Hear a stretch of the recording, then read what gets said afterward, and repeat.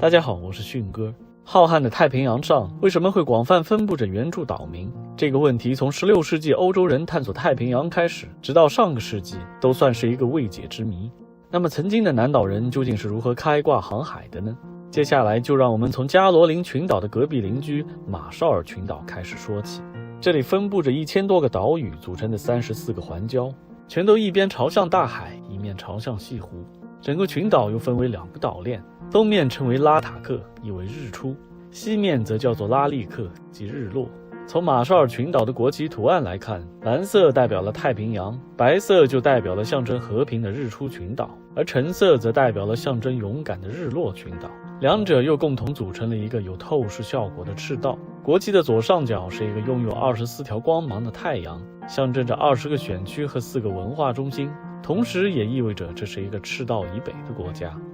马绍尔群岛最早的定居者源于2000多年前扩张到美拉尼西亚后又北上的南岛人。此后千百年里，他们除了有时走访下加罗林群岛，几乎都过着一种与世隔绝的生活。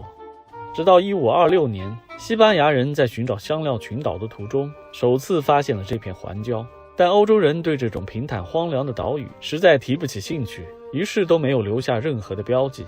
200多年后，也就是前面提到的1788年，英国11艘航船押送着第一批流放犯登陆了悉尼，并建立了英国在太平洋地区的第一个殖民地。任务结束后，他们决定先到广州去采购一些货物。可其中一艘船的舰长马歇尔并没有和其他船只一样北上，而是选择继续向东探险，在兜上一大个圈后才到达中国，也就因此偶然地发现了一些从未被定位过的岛屿，其中一个就用了自己的名字来命名，即今天的马绍尔群岛。同时，这条误打误撞的迂回路线却恰好是一条从澳大利亚前往中国的最佳路径。从此放下犯人的英国船只就放弃了之前途经帕劳的内航线，转而使用这条绕路的外航线到达中国，这就使得更多密克罗尼西亚的岛屿被重新定位。接下来他们发现，这个区域的岛民相比太平洋其他地区更加擅长独木舟的航行，尤其是生活在环礁上的马绍尔人表现得十分活跃，常年奔走于各种岛屿网络之中。而除了前面提到的雅普为了能开采到来时愿意航行到400公里远的帕劳以外，其他火山岛岛民都只是徘徊在离岸不远的地方。这看起来似乎是一个有趣的问题。在24集中我们提到，太平洋上的岛屿基本分为火山岛与环礁。火山岛的土壤肥沃，甚至拥有着丰富的地下水，岛民很容易自给自足，最多也就驾船在附近的西湖中捕鱼。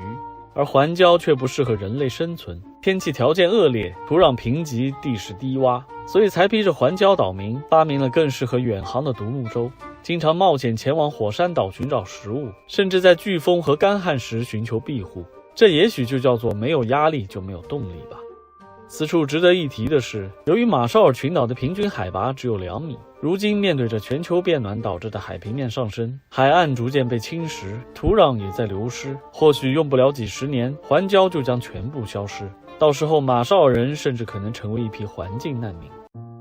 那么马绍尔人的独木舟是什么样的呢？小一点的长度大约4米，能够容纳1到5个人，最大的特点就是拥有一个舷外单腿支架。这个经典的设计大大增加了船体的稳定性，也因此被广泛运用于整个太平洋的岛屿上。不过这样的迷你独木舟通常只适合在西湖内钓鱼时使用，或者用于前往同一环礁内的其他岛屿，基本上有桨就行，并不需要风帆。它的制作也比较简单，岛民通常会用坚固的贝壳来切割常见的面包果树，然后将其挖空做成独木舟，再用椰子壳纤维制成的绳子加以固定。继续升级下去，还可以制作出航行于不同环礁之间的中型帆船，以及长达30米、最多容纳80人的大型远航独木舟。主要的秘诀就在这个帆上，它取材于一种弹性好、耐盐度强的露兜树叶子，由马绍尔妇女编织而成。而且这种船帆不需要桅杆，想要顺风航行时就让风推动船帆前进，而想要逆风航行时就挪到与风相对的一端，让帆面产生压力差，从而改变航行方向，很类似飞机靠机翼压力差起飞的道理。加上整个船帆保持了一定的倾斜，降低了重心，更增强了稳定性，速度快于当时西方人的任何船只。由于这种三角帆又形同螃蟹钳子，所以还有一个好听的名字，称为蟹爪帆。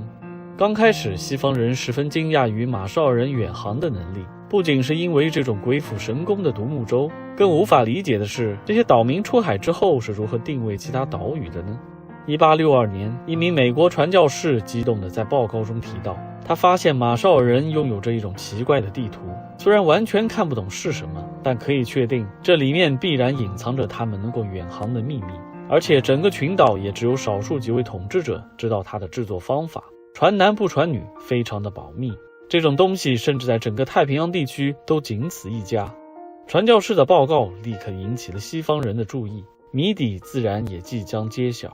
欢迎转发和留言，敬请期待下一集《守望遗落的航海图》。